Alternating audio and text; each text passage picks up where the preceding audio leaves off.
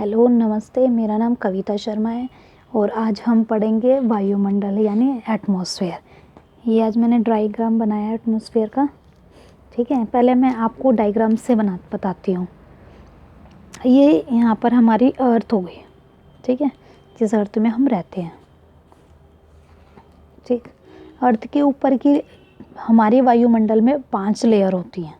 ठीक है, ये अर्थ हो गई। अर्थ के ऊपर की क्षोभमंडल लेयर होती है, उसके ऊपर समताप मंडल, फिर मध्य मंडल, फिर आयन मंडल, फिर होती है बाह्य मंडल। टोटल हो गई है 5। ठीक है, सबसे पहले हम पढ़ेंगे आयन, पहले वायुमंडल। वायुमंडल में नाइट्रोजन कितनी होती है? 78%। ठीक है, ऑक्सीजन होती है 21%, ऑर्गन गैस होती है ये हमारी 0.95%, मीन्स 1% से भी थोड़ी सी कम, और कार्बन डाइऑक्साइड होती है 0.03%। ठीक है, वायुमंडल की संरचना या स्ट्रक्चर ऑफ एटमॉस्फेयर, ये 5 लेयर होती है, मैंने आपको बताई है। फर्स्ट लेयर, पहली लेयर है क्षोभमंडल, ये हमारी ये क्षोभमंडल। सबसे पहले क्षोभमंडल, ये हमारी अर्थ है ना, अर्थ से ऊपर, ये इसको 0 मान लो। जैसे यहाँ से लेके यहाँ तक 18 किलोमीटर। क्षोभमंडल कितने पर है? 18 किलोमीटर। इसको इंग्लिश में ट्रोपोस्फेयर भी बोलते हैं। ठीक है, यहाँ पर घनत्व ज़्यादा होता है और ग्रीन हाउस इफेक्ट भी होता है इसमें।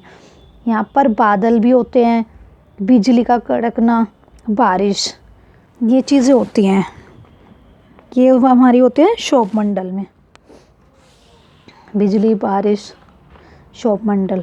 यह पृथ्वी की सतह के बिल्कुल निकट की सतह होती है, सबसे पास की सतह होती है। ठीक है, निकट की सतह। ये इसकी मोटाई विषुवत पर ये 18 किलोमीटर होती है और ध्रुवों पर 8 किलोमीटर।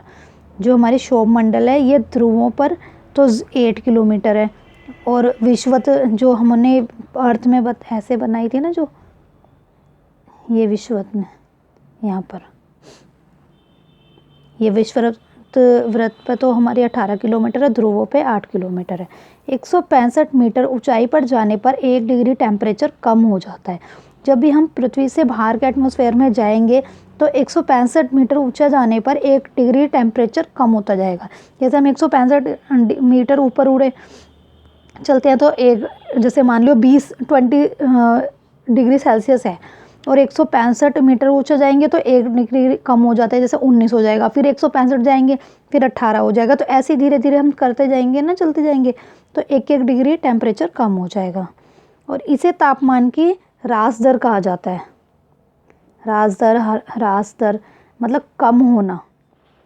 तापमान का कम होने की तापमान को, इसको क्या कहता है? न्यून ह्रास दर कहा जाता है। ठीक है, मिनिमम डेप्रिसिएशन रेट। क्षोभमंडल यहाँ से यहाँ तक होती है। बादल, बिजली, गर्जना, गड़गड़ाहट, ये सभी चीज़ें होती हैं। सेकंड हमारा आ गया समताप मंडल। समताप मंडल हो जाएगा स्ट्रेटोस्फेयर। ये 18 से 50 किलोमीटर होता है। यहाँ से ये यहाँ तक 18 था, 18 से यहाँ पर जाएंगे 50 किलोमीटर। यहाँ से लेके यहाँ तक ये हो गया हमारा 50। ठीक है, यहाँ पर आ गया 30, और 30 किलोमीटर पर ये ओजोन लेयर होती है, जिसे ओजोन परत भी कहते हैं, ओजोन मंडल भी कहा जाता है जिसको। ठीक है, ये ओजोन लेयर होती है। और ओजोन लेयर जैसे ये सूरज है, सूरज से यहाँ से, हाँ, ओजोन लेयर है ये। ठीक है, और क्लोरोफ्लोर कार्बन से इसको नुकसान हो रहा है। जैसे कि क्लोरोफ्लोरोकार्बन वो होती है, जैसे हिट होते हैं, जिसे कॉकरोच का स्प्रे होता है या परफ्यूम होता है, ये ना सब ओजोन लेयर को इफेक्ट डालते हैं। और फ्रिज और एसी, ये कई चीज़ें ऐसी हैं जिससे ग्रीन हाउस को बहुत इफेक्ट पड़ता है, और धीरे धीरे इसलिए हमारी जो ओजोन लेयर है वो पतली होती जा रही है। तापमान सामान्य है, यहाँ का टेम्परेचर बिल्कुल नॉर्मल होता है। ठीक है, और ये किसके लिए सही होता है? हवाई जहाज के लिए। ठीक है, हवाई जहाज के लिए। और मौसम संबंधी घटनाएं नहीं होती, मौसम संबंधी घटनाएं क्षोभमंडल में होती है हमारे। समताप मंडल 18 से 50 किलोमीटर होता है। 30 किलोमीटर तक ओजोन लेयर होती है। ओजोन परत जो अल्ट्रावायलेट किरणें होती हैं जो सूरज से हमारी आती है उसको अवशोषित कर लेती है, उसको अवशोषित कर लेती है। और किरणें कुछ सूरज की जो किरणें हैं यहाँ तक आ जाती हैं, ठीक है, कुछ अंदर ऑब्जर्व हो जाती है, कुछ बाहर चली जाती हैं। तो इस लेयर के कारण, ओजोन लेयर के कारण अल्ट्रावायलेट किरणें बहुत कम ही पहुँच पाती हैं। अगर वो पूरी आ जाएगी तो जिससे और भी ज़्यादा बीमारियाँ फैलेगी। और इसकी अल्ट्रावायलेट रेज से कैंसर की प्रॉब्लम होती है ज़्यादातर, स्किन कैंसर हो गया। थर्ड पढ़ते हैं हम, ठीक है, मध्यमंडल। मध्यमंडल ये 50 से 80 किलोमीटर तक होता है, मेसोस्फीयर बोलते हैं। ये रहा हमारा मेसोस्फीयर, मध्यमंडल, ठीक है। ये मध्यमंडल होता है 50 से 80 किलोमीटर। यहाँ टेम्परेचर -100 डिग्री सेल्सियस तक गिर जाता है। उल्कापिंड भी यहाँ नष्ट हो जाते हैं। देखो उल्कापिंड जैसे यहाँ घूमते रहते हैं, तो यहाँ से ऐसे ऐसे एंटर करते हैं, ये मेसोस्फीयर में आते हैं, ठीक है। कुछ तो यहाँ पर नष्ट हो जाते हैं, कुछ यहाँ पर आते हैं, रह जाते हैं। तो वो यहाँ पर आके, यहाँ का टेम्परेचर बहुत कम है, -100 डिग्री सेल्सियस है, तो यहाँ पर आके नष्ट हो जाते हैं। बाई चांस ही होता है कि कोई नष्ट नहीं होता, फिर वो पृथ्वी तक आ जाता है जिससे गड्ढे हो जाते हैं। पर वैसे यहाँ पर मध्यमंडल है, मेसोस्फीयर है, इसमें ये मेट्रॉइड जो उल्कापिंड होते हैं ये यहाँ पर नष्ट हो जाते हैं। फोर्थ पढ़ते हैं, आयन मंडल, ठीक है। आयन मंडल ये रहा। पहले क्षोभमंडल, ओजोन मंडल, मध्यमंडल और 80 से लेकर 640 किलोमीटर तक आयन मंडल होता है।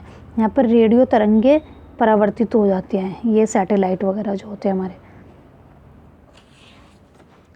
है ना।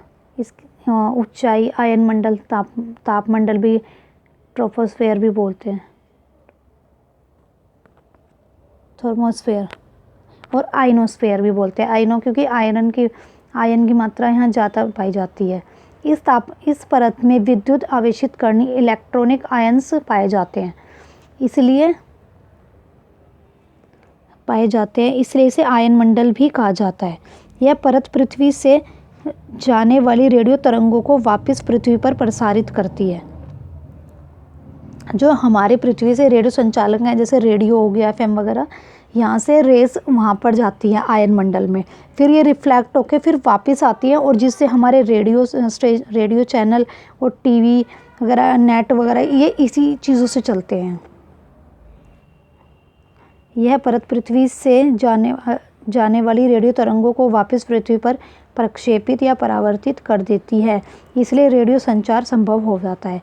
यह परत या जो लेयर है, ये पृथ्वी पर गिरने वाली उल्कापिंडों मेजोराइट्स से पृथ्वी की रक्षा करती है, क्योंकि इनमें से अधिकांश उसमें जल जाते हैं।